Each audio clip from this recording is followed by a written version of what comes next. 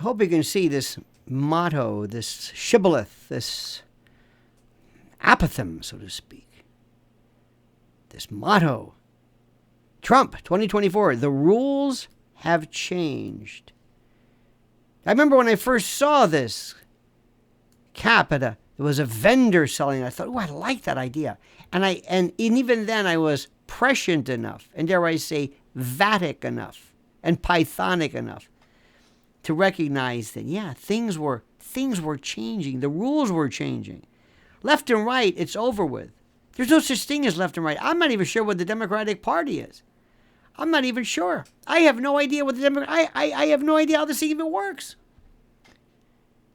And I'm using words more and more that are all cliched. But in the nuclear bomb blast and the verbal bombast of this dystopian hellscape that once was the opulent playground for the Hollywood elite upon elite, the Pacific Palisades, this firestorm has hit not only of flames, but the incredible rage, this incandescent anger against the Democratic leadership, or lack thereof, in California and Los Angeles. And from the radical left bastions, the go-to group, which was the Hollywood elite. And I keep using the word elite, but it's true. This unimaginable,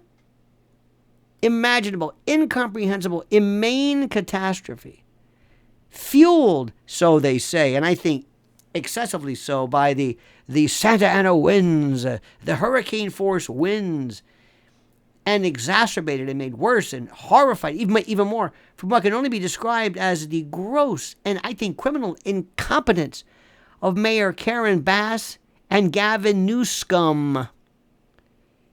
It's left the city in ruins, literally, figuratively, actually. And the very foundation of their leadership is crumbling under the weight, the apparent weight, the ineptitude of their failures, as the once glamorous streets of LA have turned into this. Again, I'm using this hellscape. This it looks like Hiroshima or Dresden. It's unbelievable. I mean, we've seen fires. I've seen hurricanes where, granted, it's a different disaster element, but there's something that, oh, look, this was a house. I don't see anything. And I see this pinpoint precision, this absolute pulverization, this atomization of a house with nothing around it, touched. We'll get into that later, and I think you know my thoughts on that.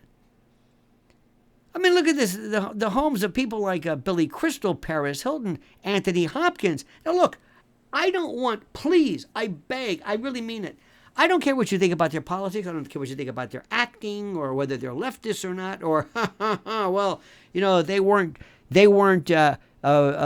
Trump's buddies before. I know Schadenfreude is one thing. But no. We must reach out, extend a hand of friendship and say, come to our side. And I'll be honest with you, just because, I mean, I'm always asking my wife, who are these people? But if you tell me they're famous, that's good enough. Same thing with sports stars. I don't know who they are. But if you tell me they're important, that means something.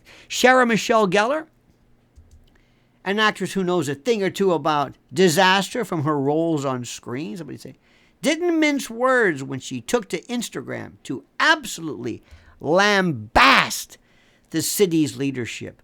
Quote, this is a quote, "City of LA, you want everyone to evacuate, yet you have complete gridlock with not a single traffic cop on the roads to help." She seethed.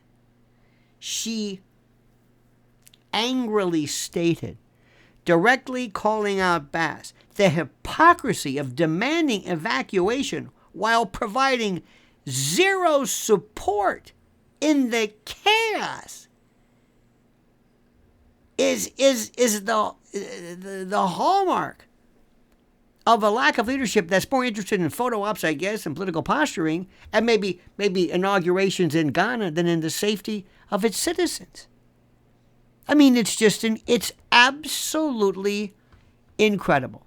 You wonder, don't they have in their mind, don't they have the slightest political instinct to milk this for all it's worth, even if you don't believe a word of it? I mean, these fires have burned uncontrolled, unchecked for days. They've laid waste the true cost of these horrible liberal policies that have been pushed by Bass and Newscum and everybody else. And actor James Woods, God bless him, who lost his home to this horrible, I'm using words like inferno. I sound cliched, but I really mean it. These words, hellscape, inferno, apocalyptic, it's true. On X, he was venting, piercing through this veil of climate change shite, this rhetoric, exposing the real culprits, liberal idiots. This is his quote: liberal idiots like Gavin Newsom and Karen Bass. His words echoed and reverberated and spoke true to a sentiment that many in the community felt deeply about. It's incredible. And then it wasn't some natural disaster. It's not just, don't blame the Santa Ana winds. This was man-made, courtesy of those at the helm of California's political, well, I'd call it a machine, but it's not even a machine. It's more like a junker or a jalopy. Woods' home, once a sanctuary, now is just another number in the tally. They're going to put marks. Probably looted. That's another story too. Broken into, pilfered. It speaks volumes about the not only the failure of fire management, and that's putting it mildly, but the inability to maintain even basic infrastructure like water reservoirs. But you can't do that when you're worried about steelhead and salmon, and you've got this pusillanimous titmouse named Gavin Newscum who is working on a planet that I've yet to visit. Sarah Foster, another voice from Hollywood, didn't hold back either. She slammed, I love that word, slammed, excoriated the city's unpreparedness.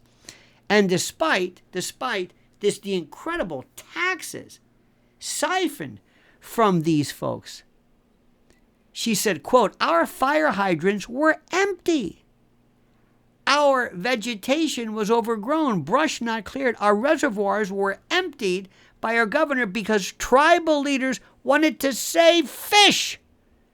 This is what President Trump said, precisely.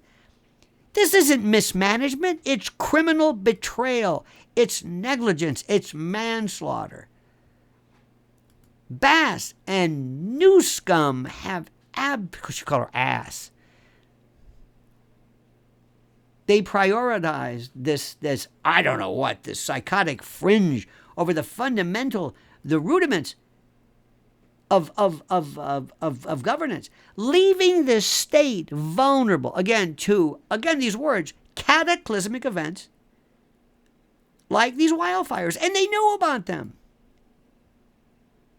Her call for resignation was not just a cry of frustration. And by the way, these are not at all from the liberal bastions.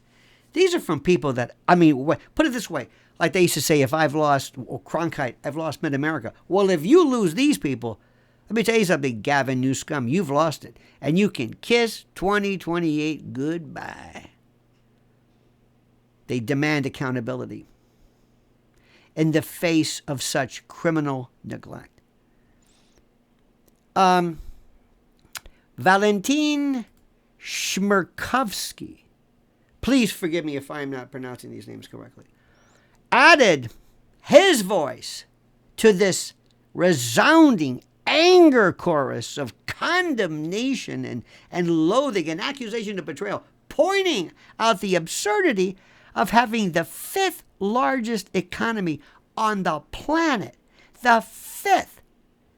Yet firefighters lack water pressure to fight fires? Wait a minute, doesn't it? It's like, what? What? Quote, the taxes we pay for third world infrastructure is unbelievable. And again, it highlighted and reiterated and reverberated the stark contrast between the wealth of the state and the poverty, the abject poverty of its emergency response capabilities to its richest constituents. It's incredible. And the personal toll of this disaster has been, I mean, just listen. You just have to watch this. Heart-wrenching. From Paris Hilton. Again, whatever, please, because I know sometimes people say, well, but you watch her. She is going to be a force. Remember, the rules have changed. The people that were once the ones who were loathed, you've got James Woods on CNN. You've got people now shaking hands. You've got people saying, wait a minute, that's a great Cam Fong, as Chin Ho on Hawaii Five-0 said, we're all in this together, brother. And I bet you from Paris Hilton, watching her Malibu dream home turned into a nightmare on live TV, Billy Crystal mourning the loss of his longtime residence. Remember, these are individual museums. Your house is more, it's not, it's where the little mark sometimes where your kids grew. It's your museum. It's where your stuff is. It's where your home is, where your pets and I don't have to explain to you what that is. These are not just stories of loss, but again, of the criminal dereliction of duty, the misfeasance, the nonfeasance of these individuals. And then you've got Heidi Montag and Spencer Pratt, these reality stars, who also lost everything.